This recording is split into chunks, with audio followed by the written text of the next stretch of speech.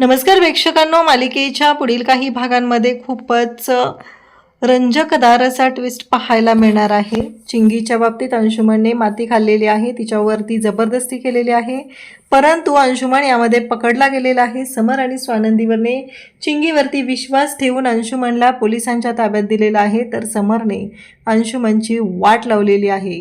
इकडे मल्लिकाचं मात्र असं म्हणणं आहे की नाही, माझा मुलगा असं वागू शकत नाहीये, समर माझा मुलगा चुकीचा नाहीये असं ती म्हणत आहे। त्याला पोलिसांच्या ताब्यात देऊ नको, कारण ही चिंगीच त्याच्या मागे मागे करत होती। तेव्हा मात्र समर म्हणतो की बस झालं काकू, किती वेळा त्याला पाठीशी घालतेस तू।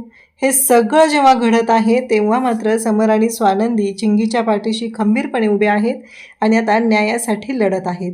हे सगळं कशा पद्धतीने होणार आहे ते आपण आपल्या आजच्या या व्हिडिओमध्ये पाहणार आहोत, त्यासाठी व्हिडिओ शेवटपर्यंत पहा। त्याचबरोबर चॅनलवरती नवीन असाल तर चॅनलला नक्की सबस्क्राईब करा।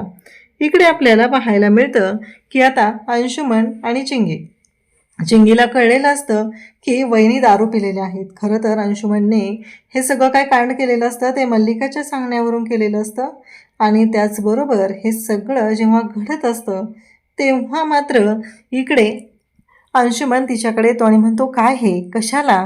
ती म्हणते नाही वहिनींनी चुकून दारू पिली, त्यांच्या ज्यूसमध्ये ह्या दारूचा वास येतोय। आणि त्याच वेळी इकडे पाहायला मिळतं ते म्हणजे आता मात्र तो म्हणतो की काय गरज आहे हे सगळं करायची, आणि त्याचबरोबर ह्या सगळ्या गोष्टी करून काय होणार आहे तुला, असं तो बोलत असतो। आणि त्याच वेळी इकडे चिंगी म्हणते की नाही, आणि मग तो चिंगीला खेचत त्याच्या रूममध्ये आणतो। त्याच्या रूममध्ये आणल्यानंतर चिंगी म्हणते अहो काय करताय तुम्ही हे सगळं, कशासाठी, का आणताय मला इथे, असं चिंगी विचारू लागते। आणि तेव्हा मात्र तो म्हणतो की शांत हो, मला ना तुला खूप महत्त्वाच्या गोष्टी सांगायच्या आहेत, तुझ्या लक्षात येतंय का मी काय बोलणार आहे ते, खूप दिवस झाले मी ह्या गोष्टी तुला सांगण्याचा प्रयत्न करतोय, असं म्हणत तो चिंगीला जवळ घेऊ लागतो। चिंगी मात्र म्हणत असते की नाही सर, मला केलं पाहिजे, प्लीज असं नका करू साहेब तुम्ही, अहो मला काम आहेत खूप। तेव्हा तो म्हणतो की अगं काय चाललंय तुझं हे सगळं, मी तुला काय सांगतोय, मला खूप महत्त्वाच्या गोष्टींवर तुझ्याशी बोलायचं आहे। आणि त्याचबरोबर हे सगळं जेव्हा चालू असतं चिंगी म्हणत असते की नाही सर मला गेलं पाहिजे, मला सोडा, असं चिंगी आवर्जून सांगत असते। पण अंशुमन मात्र ऐकायलाच तयार नसतो। अंशुमन म्हणत असतो की तू कुठंही जायचं नाहीस, तू माझ्यासोबतच थांबायचं आहे। आणि तिला घट्ट मिठी मारतो, तिला म्हणू लागतो की खूप दिवस झालं मी तुला एक गोष्ट सांगायची म्हणतोय, मला ना तू आवडतेस, मला तू लाईफ पार्टनर म्हणून हवी आहे माझी, असं म्हणत अंशुमनने चिंगीला जवळ घेतलेलं आहे आणि तिला मिठी मारलेली असते। चिंगी मात्र अंशुमनच्या तावडीतून स्वतःला सोडवण्याचा प्रयत्न करते।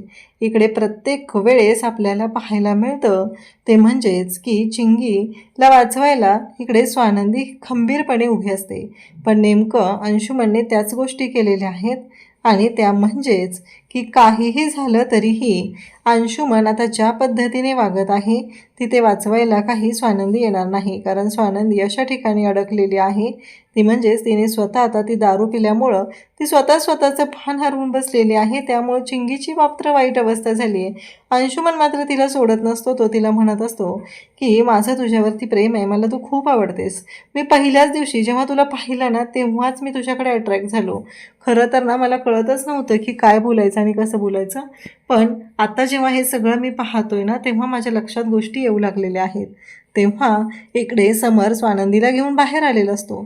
स्वानंदी म्हणत असते की राजवाडे, आता समर आणि स्वानंदी दोघंही बाहेर आलेत। स्वानंदीचं मात्र वेड्यासारखं वागणं सुरूच आहे। समर तिला बाजूला करत असतो, सगळ्या ह्याच्यातून सावरत असतो, पण स्वानंदी काही त्यातनं बाहेर पडतच नसते।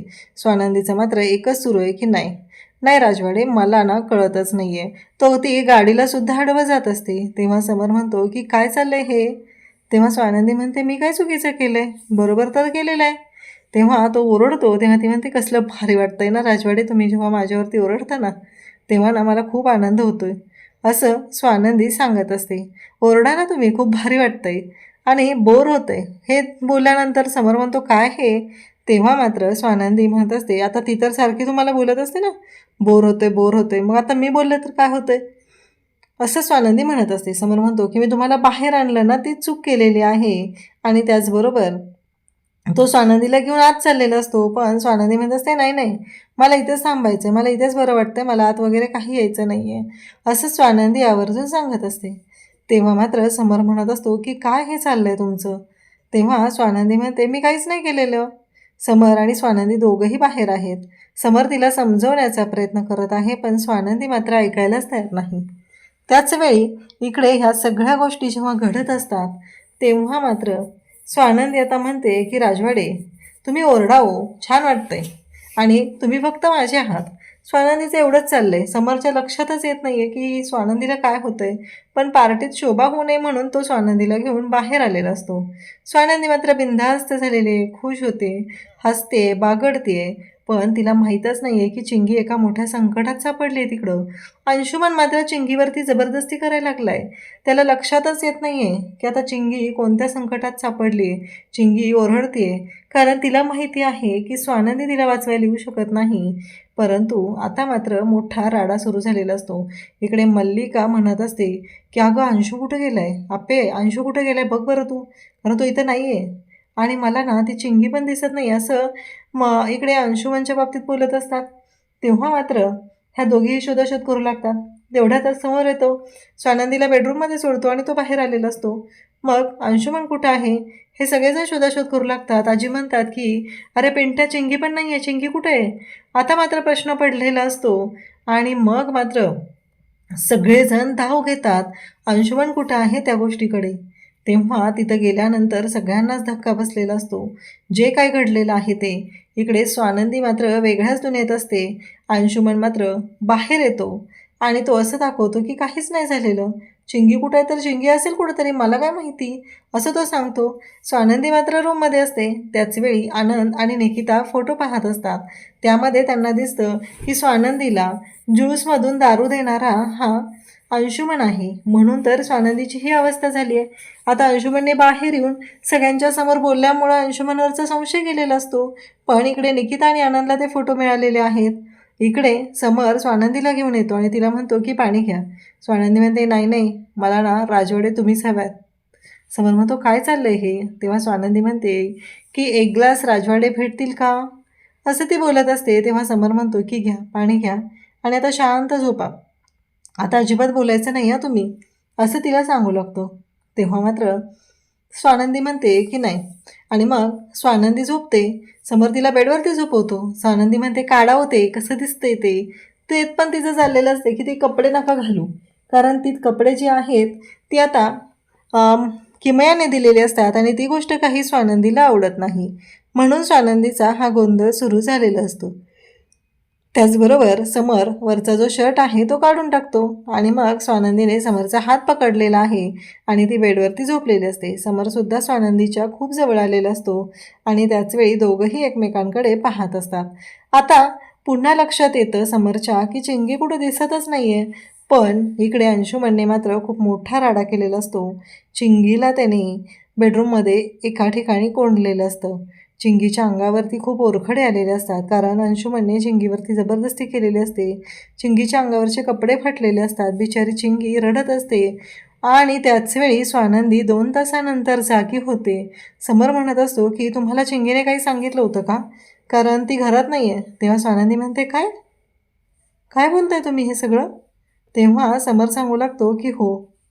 तेव्हा मात्र आता लक्षात येतं की नक्कीच काहीतरी प्रॉब्लेम झालेला आहे.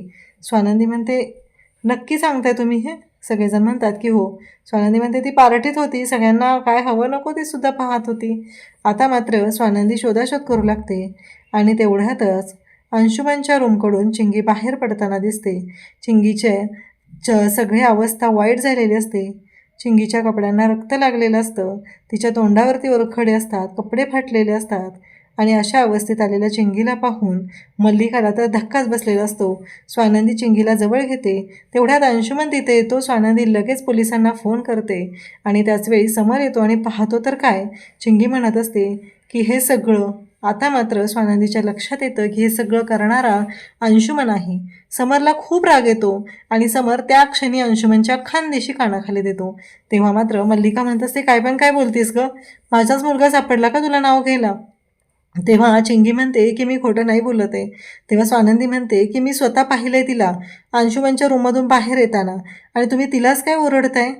आणि तिला जवळ घेते. तोपर्यंत पोलीस आलेले असतात आणि चिंगी तिच्या हातातला मोबाईल पोलिसांना देते आणि त्या मोबाईलवरती व्हिडिओ असतो ज्यामध्ये स्पष्ट दिसत असतं की इकडे चिंगीला अंशुमन रूममध्ये घेऊन आलाय आणि तिला मिठीतसुद्धा घेतलेला आहे.